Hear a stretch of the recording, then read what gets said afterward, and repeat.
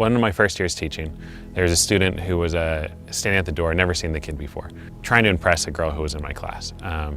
The bell rang. I told him, hey, get to class. Called security.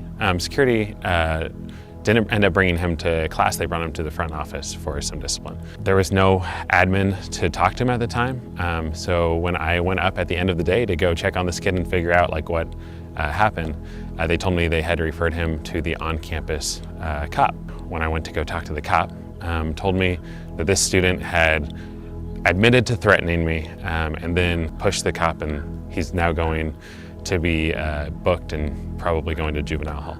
I look at that kid and the fact that his whole life trajectory changed because of a phone call I made, because of the fact that there was an administrator who was not able to talk to him because there was a cop on our campus. If there was not a cop there, if there was a psychiatrist, if there was a counselor, if there was anyone besides a cop, that kid is back on campus that next day. That kid might have graduated from our school. That kid might be doing college and all sorts of great things at this point. And we derailed his entire life because there was a cop on our campus.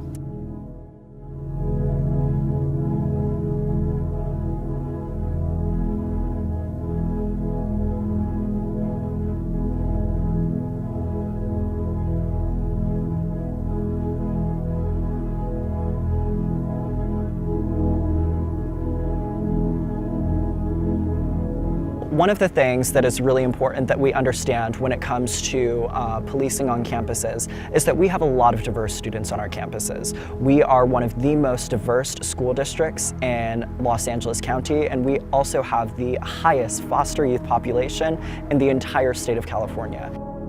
It's almost exploitative to be ready to arrest these students when we know that they're vulnerable. I got expelled for fighting, but it was because I was being bullied throughout my whole term at Eastside High School. It was a bit of a culture shock when we moved there.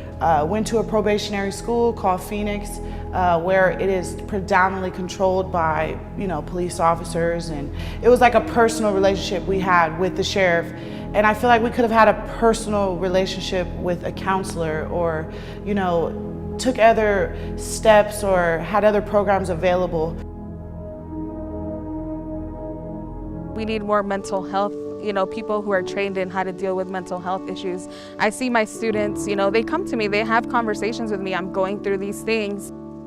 We know not all of them come with what they need to be successful adults or to even stay out of trouble, So we have to take the kids where they are and try to give them what they need and learn from them.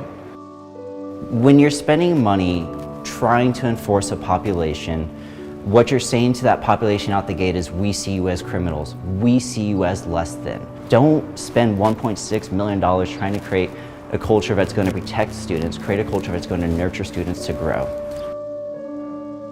When we're talking about these approaches to policing, we wouldn't be having this conversation if everything was working. If students were going to be safe when we were going back to schools, we wouldn't be having this discussion. It's not just about a certain population in this district. There's a lot of other kids that we should be thinking about when we're making these decisions, and listening to those voices. So this needs to be a conversation in which everyone is involved, not just people that are public officials or politicians, not just people who are in uniform. We need to involve everyone. We want our campus to be a safe place. I don't want shootings to happen. I don't want anything like that. But I want it to be a safe place, not just for me as a teacher, but for our students, especially our students of color, where they can go knowing that they're going to go home at the end of the day being closer to their goals, not farther away, and get that education, not incarceration. My dream is that one day a kid like me could just walk into school and not have to worry about nothing but school. So yeah, that's how I feel about it.